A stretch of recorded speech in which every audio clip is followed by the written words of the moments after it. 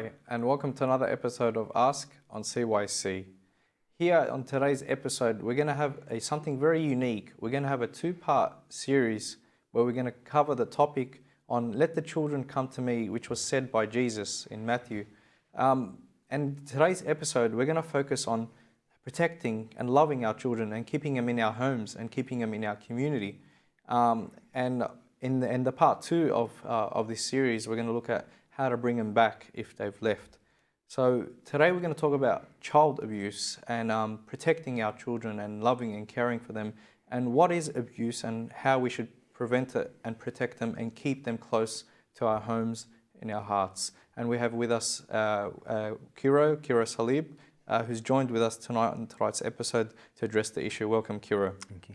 Just a reminder to our audience, the phone number is 0430 111 5832. Please send us your questions or give us a call on the show live, and we answer it for you tonight. Thank you. So I want to get a background on what you do for work and why I asked you to come on tonight's show. So what is your occupation? Yeah, so I work in child protection for the Department of Family and Community Services, previously known as DOCS. Okay, and what kind of work do you do for them? So currently I'm a manager for a child protection team. So I've got a team of 5 caseworkers, child protection caseworkers. Okay, so at what point do you interfere in a child's life? Yeah, so we get what we call risk of significant harm reports. So there's a helpline number that many different people report to if they have concerns about a child. So we receive those reports from the helpline, and then we have to assess the reports. So we read the reports, we go through the reports. Given the high number of reports that all the facts officers receive, we have to prioritise the reports, which ones are more concerning, because obviously we can't get to all the reports. And then when we decide, the matter is serious enough for us to respond, we send caseworkers out to respond. Okay, so child abuse is a big topic. Under your scheme or under your protection scheme, what do you guys consider is child abuse? So child abuse comes in many forms. There's physical abuse, obviously, which is probably the most common one. There's emotional abuse, there's psychological abuse. We deal with a lot of neglect as well, not just abuse. So when kids are neglected, we get involved as well. Okay, so I want to talk about discipline. Is discipline considered an abuse? Yeah, so yes and no. So there is discipline, and kids need to be disciplined, and we all need to discipline our kids. But discipline is different to abuse, and I guess the concern is when discipline becomes abuse is when we have a problem. Okay, so what is the legal entitlement for a parent to discipline their child? So physically disciplining your child, within the laws here in New South Wales, you can physically discipline your child, but there is rules, I guess, and conditions and regulations around that. So off the top of my head, things like you can't hit, in the facial area or around the head, around the private parts. You can't break the skin. You can't leave a mark. You can't use an object. Things like that. Okay. Yeah. So our legal system here in Australia always is in favour, in the best interest of the child. No matter what the case is, they always favour the child and act in their best interest. So what are the best interests of children? Yeah, so in our work we go through the Children's Court of New South Wales. That's where all our matters are heard, and I guess the best interests of the child is essentially what's in the best interest of the child. So whatever decision needs to be made or action needs to be taken to make sure the interests of the child is the priority, that their needs are being met. Essentially, the kids have a right to belong to a family. They have a right to feel safe. They have a right to be stable. They have a right to be cared for by a primary carer. They have a right to have their needs met, and they have a right to be in an environment where they can flourish, where they can excel, where they can grow. Okay. Yeah. You mentioned earlier that neglect is a form of abuse. So what are we talking about in terms of neglect? How far? Yeah. So again, many different forms of neglect. We get a lot of reports, the environment that the child's in, they've been neglected, there's no food in the house, or the state of the home. is not okay. Inadequate supervision, so little kids left unattended at home and neglected. There's medical neglect where parents don't seek medical treatment for their child when they need it. So again, like abuse, there's many different types of neglect. Can hygiene be an example? Yep. So if they're neglected, if they're not hygienic, if parents aren't cleaning their kids, bathing them, sometimes we get reports where kids come to school, for example, dirty or smelly, or have like really bad case of head lice that hasn't been treated, things like that. Yep. How about education? Is there a legal entitlement for parents to send their kids to school? Yes, there is. And that's a difficult one for us. We sort of work closely with the Department of Education around that. So they've got their own processes and protocols that they go through in regards to what we call educational neglect, so a child not attending school. And they do their investigations as well to see if it's the fault of the parent and if the parent could be doing more, or if it's the child and the parent's doing everything they can to get them to school. Yeah, it depends. Okay, so let's now focus on more what you do to protect children. Yep. So when we get a report and caseworkers go out and respond to it, so initially what we do what's called a safety assessment. So we have to go out and assess the immediate safety of that child. We'll do that safety assessment, and then based on that outcome, that depends what happens next. If the child is safe, sometimes we get reports where we clarify the information and things were misunderstood or falsely reported. If the child there is certain dangers identified, or there is a concern, but we can what we call safety plan with the family. So if we can bring in other people, grandparents, uncles, aunties, neighbours, siblings, anyone else to provide support to that family, and we develop a safety plan, that's obviously our second option. And unfortunately, if the child is deemed unsafe, then we have to take the required action. Okay. Yeah. Just a reminder to our audience members, please, if you have any questions on the topic, you want to send us a text or give us a call. The phone number is 0430 115 832. Thank you. This is your opportunity on tonight's live show to ask questions. If you don't ask, you'll never know the answer. So in your professional opinion, so what are the futures, or what could happen to an abused child later on in the future? Yeah.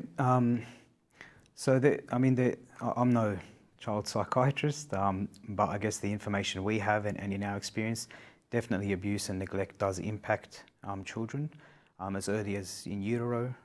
There's evidence and research to suggest that depending on how the mother is during the pregnancy, high stress levels or anxiety, or if there's domestic violence or drug and alcohol use, all this stuff can impact the child before they're born. There's also research and evidence to suggest that the first few years, I think 2 to 3 years, is crucial for a child.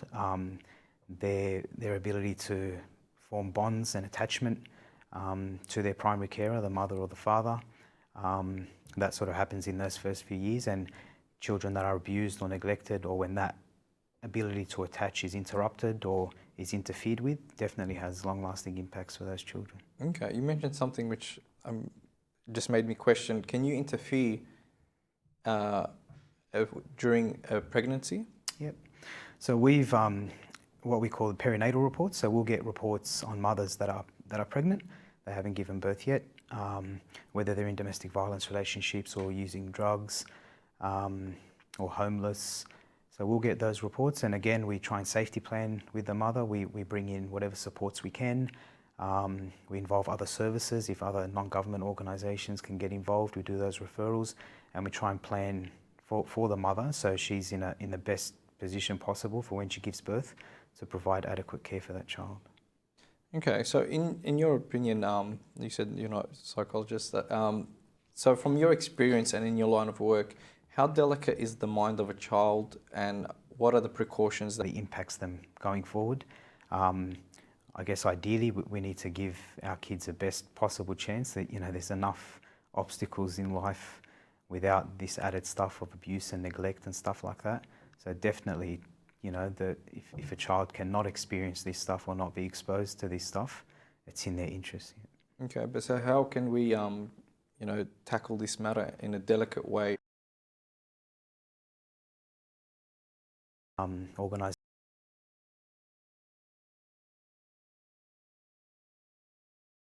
very useful. I think we have a term in facts that we say child protection is everyone's business. So it's not just for community services or child protection workers. You know, we're in a society where we live together and there's children all over the place. You know, it's everyone's responsibility. So if you see something or know something or know of a family that needs help or support, obviously we all have a responsibility to keep any kid safe in our society. Sure. Yeah. Okay, here's one for you. Parents who argue in front of their children, is that a form of abuse? It is indirectly. Obviously, they're not abusing the child directly, but definitely indirectly exposure to domestic violence. Again, there's a ton of research out there and evidence-based research that will suggest exposure to domestic violence definitely has a negative impact on the child. We get that a lot from parents saying the child was in their room or the child wasn't, you know, with us. They were somewhere else, or there's domestic violence, or you know, there's problems there. It limits their capacity to meet the needs of their child. So, you know, if a mother's being abused by the father and she's in a domestic violence relationship, her, you know, the state that she's in psychologically and emotionally, she, you know, you'd think or expect that she wouldn't be as emotionally available to the child or psychologically, you know, available to the child, and she's not in the best position she can be to provide good care for that child. So it definitely has an impact. Okay, we just got a question that came in from an audience member. They're asking, how do you address such taboo issues of child abuse and neglect within our sensitive community? Within our Coptic community? Yeah. Yeah, interesting one. So, to be honest, I've in my office, or the offices I've worked in, we've had reports come from Coptic families, members in our community. We're not exempt from these issues. Our community is like any other community. These problems are in our community and we do face them in our community. Obviously, personally for me as a worker or any worker, if we know the family or there's a conflict of interest, we have to declare that. So we won't typically get involved with people we may know or people in our community. But it's dealt with like any other matter would be dealt with. But because the issue is so taboo, but is there something that we can do as a community to bring out attention out there that, hey, this is not a taboo issue, that this is something that we should speak up about? Or is there a way that people have that comfort to, if they see abuse happening, they can go to someone to report it? Yep, and I think that's something, you know, every community needs to work on within their own communities. Topics such as these or any other problems that, you know, people may face, to accept that it does happen, to not be ashamed of it, to acknowledge it and to do something about it, you know, I think is important. And again, like, you know, it's all our responsibility to keep our children safe. Again, as a Coptic community, it's our responsibility to help one another and ensure everyone's, you know, well-being and safety. If we're aware of a friend or, you know, a family member or someone in the community that may need help or support, you know, there's a responsibility for everyone to go through the proper channels to, you know, to try and get that support. Sure. Yeah. Okay. So, is it a chain reaction? The fact that if child abuse happens to a child today, in the near future, when they do become a parent, is it possible that they can cause abuse? Yep. So again, there's research to suggest that there is a connection there. There's a term that we use called intergenerational violence or intergenerational abuse, where you'll see that it is a cycle. So depending on how a person is raised and how they're disciplined and how they're parented, a lot of the time, not all the time, but a lot of the time, that will impact how they then parent. I was working with a young fella who had quite significant physical abuse. Like, you read this child's profile on paper, and you know, he had a really rough run at the hands of his father with physical discipline. And on paper, you know, you form this image of the father, the type of person that he is. You know, not a nice person at all. When I first met the father, I was really surprised. Lovely bloke, really, really nice, really genuine, loves his son. And the more I sort of spoke to the father and got more information, you know, his story was he's illiterate, doesn't read or write, he didn't go to school, he was raised on a farm, and he was, one example he gave me, him and his brother would go into town with their mother on the bus once a week to get supplies. They lived on a farm, and his mother would beat him and his brother before they got on the bus, just in case they were naughty while they were in public. Wow. And that's how he grew up. So growing up for him, that was a very normal and a very acceptable way to discipline. That's how he was disciplined. He didn't know any better.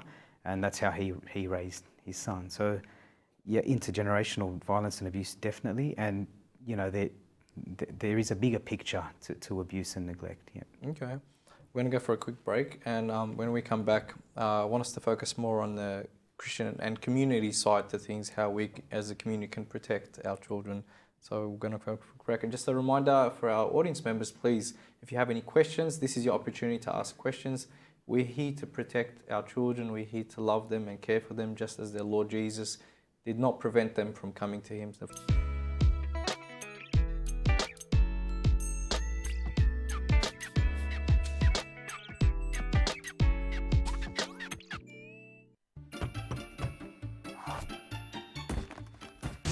CYC, Christian Youth Channel. Hi, and welcome back to Ask on CYC. On tonight's episode, we're covering a two-part series on Let the Children Come to Me, which was said by our Lord Jesus Christ. And today we're going to cover the topic on child abuse. So if you missed the first half, we covered the society aspect of it and the home aspect of it.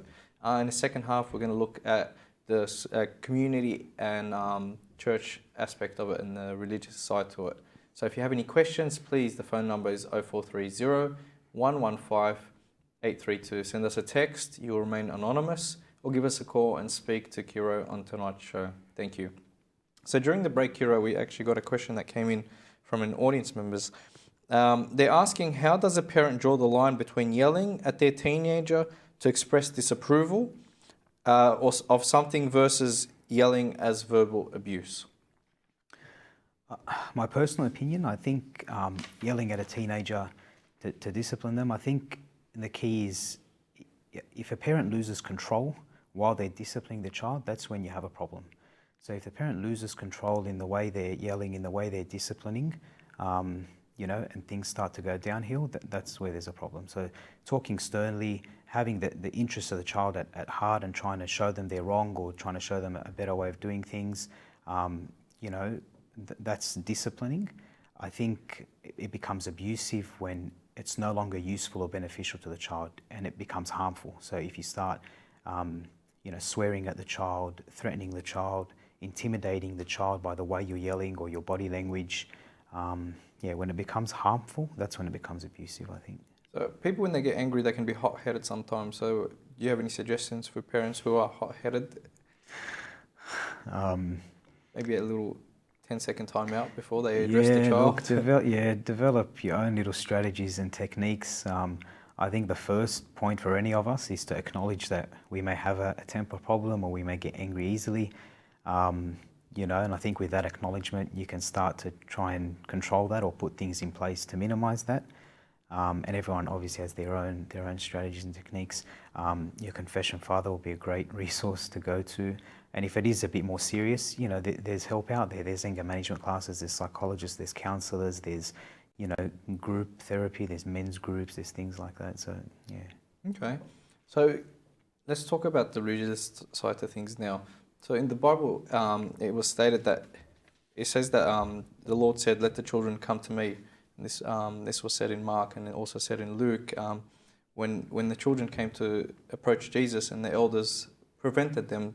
So Jesus loved children and he protected children and he wanted to give all his time to children. So he respected it. And so he commanded us to protect them and love them. So in saying that, and when we covered what abuse is early on tonight's show, can we confirm and strongly say that abuse is a sin?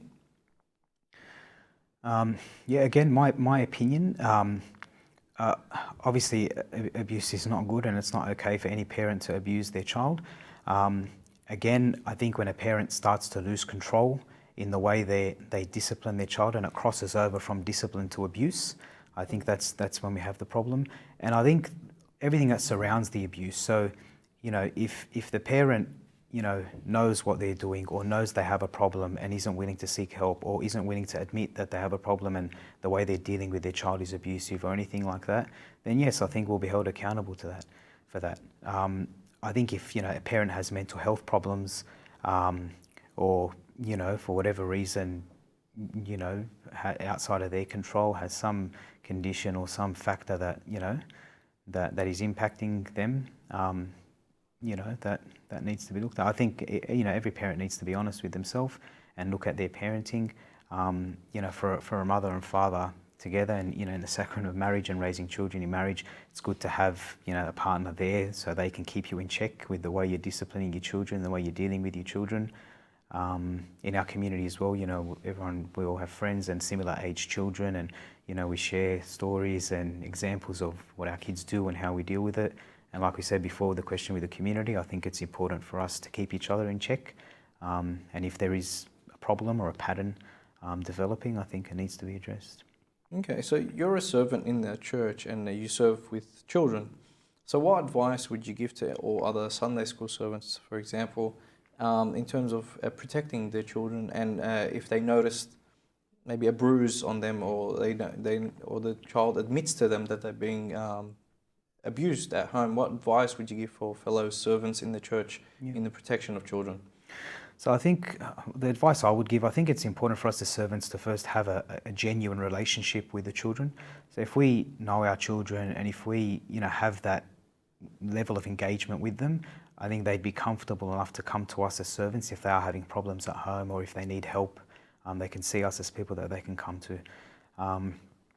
I think as well, in our capacity as either Sunday school teachers or the priests in our church or servants in general, paid or voluntary capacity, we have in New South Wales roles that what's called mandatory reporters.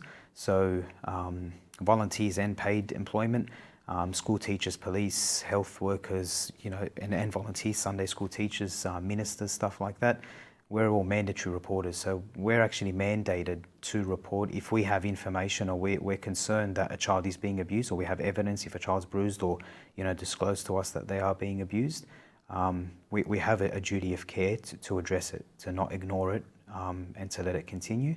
We have a duty of care to do whatever we can to make sure that child is safe. Okay, so in order to protect our children at church and keep them in the church for the rest of their life, is it important that we protect them and make them comfortable and happy when they're young? Yeah, definitely. I think it all starts, when they're young. If we can raise our children in a community where they're safe and where they're comfortable and when their needs are met, I think if problems do come up for these children, they'll be in that safe environment where they can seek help or they can comfortably approach someone or disclose whatever they need to. And I think also in an environment like that, it will be dealt with appropriately. It will be dealt with in a resolution. We'll come to a resolution where that child is safe and is no longer abused. Okay. Yeah. We actually got another question that came in from an audience member, and I thank all audience members for asking questions. They're asking, Egyptian culture seemed to use flip-flops and rulers to discipline their children. Is this considered abuse? Yes. So again, we have this, and not just with the Egyptian community, given how multicultural our society is, this is a very common issue where what is acceptable in other countries or other societies and what these parents have been raised with, that's been acceptable to them, they're using the same sort of disciplinary means here and not aware that it's not allowed or it is against the law, they could be reprimanded for it. So, hitting your kids with sticks or rulers or flip-flops or whatever, you can't do that. And I think it's important for parents to know that we get a lot of reports where parents have come from overseas, or that they haven't been here for long, or they don't speak good English, or for whatever reason they weren't aware that it's against the law to physically abuse a child, because it is normal in the culture that they were raised in. Yeah. Just a reminder to our audience members, please, if you have any questions on this topic, the phone number is 0430 115 832. Send us a text. You'll remain anonymous, or give us a call and speak to Kiro on tonight's show. Thank you. So I want to now look at the verse, because this is the verse that inspired the show. When Jesus said, "Let the children come to me," and he was talking to the elders, and the elders prevented the children who were running to meet Jesus and to be with Jesus, and the elders prevented them. So he said, let them come to me. So what can we learn from that, and what can we understand, and how can we utilize it in our community and in our churches? So I think what we can learn from that, and the message we can get from that, I think Jesus loved and acknowledged the positive attributes of children. So their simplicity, their innocence, their purity, and loved children, for those reasons, and encouraged us, in certain ways to be like children, to pray like children, to have the simplicity and the purity that children have. So I think for us as parents, we should not mess around with that purity and that innocence. We should not, conduct ourselves in a way that may take that innocence away from them. And, for example, abuse, to expose children to, physical violence, or to, stunt their development because of the way we treat them, or, things like that. I think we'll be held accountable for that. And even indirectly. So if we expose our children to domestic violence, if we use bad language, if we threaten, if we hit our partners or have fights with our neighbors, or, corrupt our children by exposing them to these things, and ruin that innocence and that purity, I think we'll be held accountable. So I want to ask about how strict we should be with our children at church, because one thing that I love is coming to the liturgy late. The children come and they come to Abuna and want to wear shemes, they want to wear deacon. And no matter how late they come, even if it's the last 20 minutes of the Mass, Abuna looks at the child and gives him permission to wear a deacon.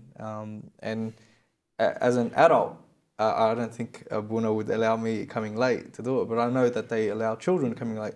So my question is, how strict can we be in terms of teaching the children ritual theology, but at the same time, giving them that freedom, because they're still children and they don't fully understand?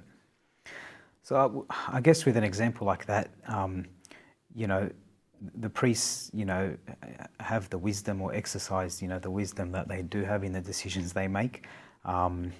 And I guess, something like that, they're children, they don't understand, they're young, they're still learning. We can't measure them by the same way that we do adults. We're older, we know a lot more, we have more control over ourselves and what time we get to places and what we do and where we go. So definitely you can't, it's not a, one size fits all rule. I think as well, we need a balance in the way we deal with children. So definitely enough discipline where there is boundaries set, where they don't go, to the left, and, they are kept in check growing up, but not so much where it backfires, where it's too strict, or, you're disciplining them too much, where then it goes pear-shaped later, when they do have a bit of freedom, they abuse it, or, they start to go the opposite way because we're pushing a certain way. So I think getting that balance right is really important. Obviously a lot easier said than done, very difficult. And it's, I think, a lifelong thing that we as parents need to learn, or anyone dealing with children needs to learn to get that balance right. See, one thing, this is just an opinion of mine, but from growing up, as a child, growing up in the church, the servants of the church were really strict on us, and but it was okay because we could take that strictness because we received the same strictness from our parents. But I find youth today cannot handle that amount of strictness, so therefore the servants have adapted to today's society and have become less strict in order to keep the youth in the church. What's your opinion on that? Yeah, look, I think times are different. Definitely, there's no, my opinion, there's no question about that. I think times are different. I think there's a lot of factors influencing how things were done, at one time, and how they're done differently another time. Like I said before, I think what's key in this whole topic is the relationship you have with the child, whether it's your own child or your Sunday school kid or whatever child you're involved with. I think if you build a good, genuine relationship, and you have good rapport with these kids, and you have their best interests at heart, whatever it is that you're doing, whether you're playing with them, whether you're disciplining them, whatever, any interaction you have with them is in their best interests and is beneficial to them, I think that's key. And, sure, no one's perfect and we're going to get things wrong, and we learn from our mistakes, and we did things one way, it didn't work, or it backfired, we learn to do it differently going forward. But I think that relationship is key. And I think given that relationship, that will depend on how the child receives something from you. So if I have a good relationship with a child and I need to discipline them for something, I think, or I'd hope that that's better received from that child than if I didn't have a relationship with them or they didn't like me very much and I came and tried to discipline them the same way. Okay. We actually got a couple of questions that came in from audience members. The first question is, do you agree that bringing up children in Egypt is far better than Australia, as the laws and regulations in Australia promote too much freedom for the child? Look, I haven't raised children in Egypt, so I'm not sure. I get the question, and I guess there's pros and cons to both ways of dealing with children. I understand the view of, we're too lenient with our children these days and all these restrictions and regulations, stop us from disciplining them, and the way they discipline in Egypt, the kids don't have the same problems they do here. I understand that argument and that point of view. Whether one way is better or not, I guess in my line of work, and my research and my experience, I do see the deficits in physically disciplining or abusing children. And I guess given the learning that we have in this industry of different ways to discipline a child, and taking different avenues to raise a child in regards to discipline, me personally, I don't think it's better to be in a society where you can beat children freely and you have better outcomes for them growing up. Okay. Yeah. Another question that came in, when bringing up children in Australia, how do you shelter them from evil surroundings without putting up severe boundaries? Yeah. Again, I think the relationship you have with them is key. The way you do things with them is key. The way you discipline them, and as obviously in an age-appropriate way, but making them understand why we do certain things or why we stop them or why we restrict them, not just, no, you can't do this, or, this and get them in trouble, or, because they did something. I think the way we do things, explaining to them, making them understand, and again, getting that balance right between freedom and discipline, I think all that is very important. I definitely think, the church has a major role to play in us raising our children. And I think us as parents, our responsibility of raising our kids in the church, surrounding them with, members of the community and Sunday school and the teachings of Christianity and communion and sacraments and all the good stuff that our church has to offer. I think we have a massive advantage with the community that we have here, or everywhere, the Coptic community or Christian community worldwide. And I think that's a key part. I think it's a key part in raising children. Sure. I've got a question that came in, but it's more appropriate for a priest, but I'm going to still ask it to you because it's actually a very interesting question. They're asking, why do the fathers in the church get angry when innocent children cry and make noise in the church if Jesus said, allow the children come to me? Yeah, that's a definite question for a priest. Look, I mean... Tackle it in a church point Yeah. of view, and the born is holding Yeah. the body of Christ. And that's it. I guess priests and adults have a much better understanding of the liturgy and what it is, and the sacrament and the Eucharist, the body and blood of Christ, the reverence that comes with that, the seriousness of that, and the privilege that comes with that. And I guess sometimes, a priest, that's their way to get that message across. And sometimes it's not so much for the children themselves. Maybe it's for the parents to instruct their child to be a bit quieter, or, if it's a young baby, to take them into the cry room or something like that. Also for other members of the community, like, people in the congregation are trying to pray and, they're trying to enjoy the liturgy and there's noise and, and that's affecting their, their prayer or their, their connection with God. So I think there's multiple reasons why some priests may do that. Obviously the way they do it is up to the priest, but I can understand why, that happens sometimes. Sure. Okay. Thank you for responding to that question. So I want to ask you a personal question, because you're a father. You're a father of 2 children. What are the ages in their names? 4 and 2, Eliana and Josiah. Okay. So I want advice. You being as a father, how would you discipline your children at home? So like I said, I'm not a fan, and I don't sort of agree with physical discipline. I think there are many more different and creative ways you can discipline than physical discipline.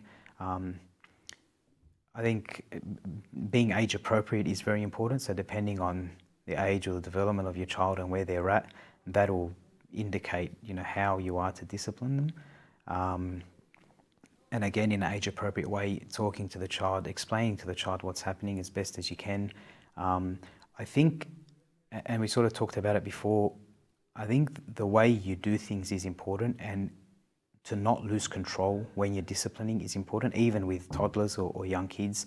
To not have that moment of anger or rage, or not to do things when you're in that state, even when you're going to discipline, for it to be controlled, thought out, and done with a purpose. You want to achieve a purpose, so you want an outcome from what you're about to do or you're about to say to your child, and then you do it in a way to achieve that outcome, in the best way. And look, this stuff is not guaranteed and a given to everyone just because they have a child. Us as parents, all of us, this isn't something that we're expected to know the second we have a child, where, we have all these strategies and techniques under our belt and we can use them and we're all perfect parents. This is learning, this is researching, this is reading, this is talking to other parents, this is, there's a wealth of knowledge out there and resources about disciplining and different techniques and the impact of this and that.